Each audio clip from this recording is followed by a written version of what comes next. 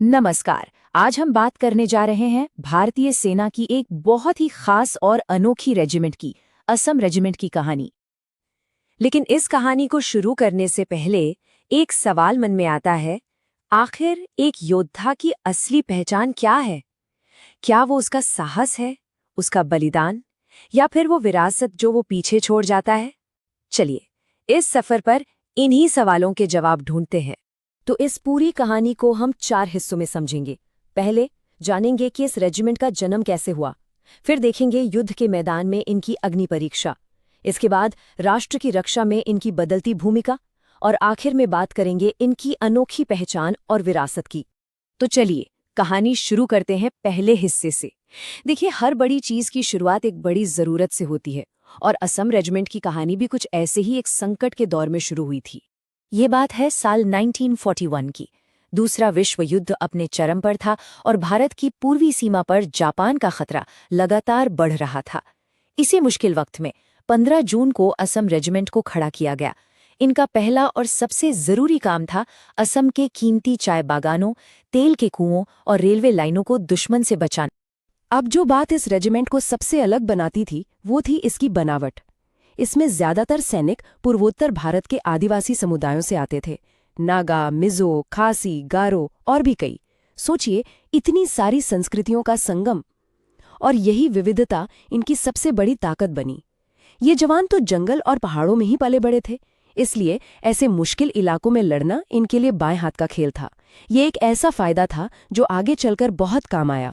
और देखिए, बनने के कुछ ही समय बाद इस रेजिमेंट को अपनी काबिलियत साबित करने का मौका भी मिल गया।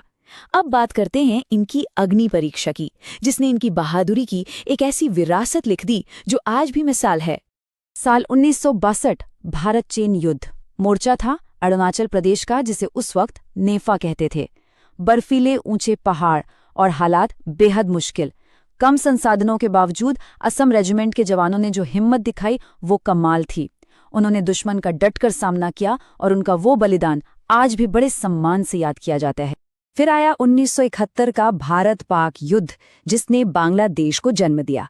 इस बार लड़ाई बर्फीले पहाड़ों पर नहीं, बल्कि घने और उमस भरे जंगलों में थी। और यहाँ तो असम रेजिमेंट अपने घर जैसा महसूस कर रही थी। उन्होंने अपनी जंगल में लड़ने की कला का ऐसा जौहर दिखाया कि दुश्मन को घुटने टेकने पर मजबूर कर दिया। भारत की उस ऐतिहासिक जीत में इनका योगदान बहुत बड़ा था। और फिर कई दशकों बाद 1999 का कारगिल युद्ध। एक बार फिर असम रेजिमेंट को दुनिया के सबसे मुश्किल जंग के मैदानों में से एक में भेजा गया।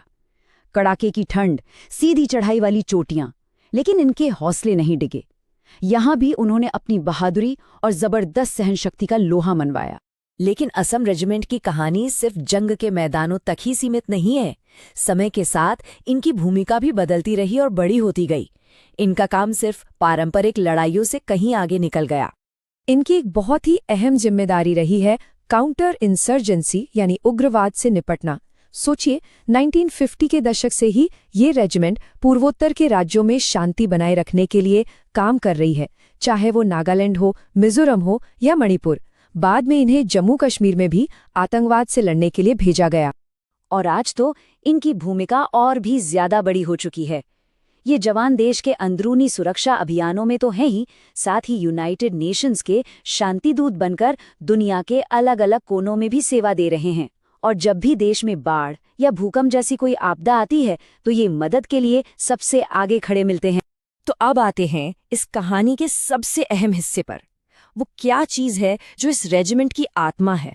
वो क्या है जो इनके हर जवान को एक धागे में पिरोता है? चलिए, इनकी संस्कृति, इनके प्रतीकों और इनके जज्बे को समझते हैं। ये है इस रेजिमेंट का आदर्श वाक्य, इनका मोटो, स्वधर्मे निधनम श्रेय।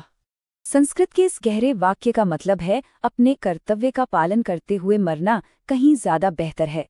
ये सिर्फ शब्द नहीं है, ये वो भावना है जो इस रेजिमेंट के हर सैनिक के दिल में बसती है।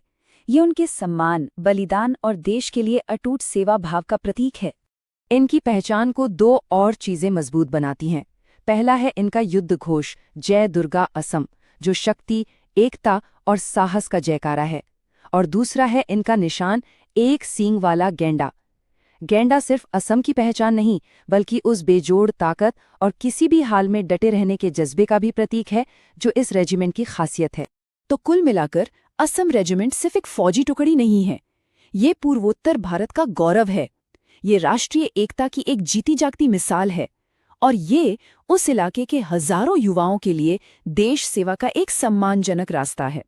सच कहें तो ये भारतीय सेना की ताकत का एक बहुत मजबूत स्तंभ है। तो इस पूरी बातचीत के बाद हम वापस उसी सवाल पर आते हैं जिससे हमने शुरुआत की थी। एक सैनिक की असली विरासत क्या होती है? क्या वो जीती हुई लड़ाइयां हैं, या फिर वो कभी ना हारने वाला जज्बा जो आने वाली पीढ़ियों को हमेशा हिम्मत देता रहता है? इस पर सोचिएगा जरूर।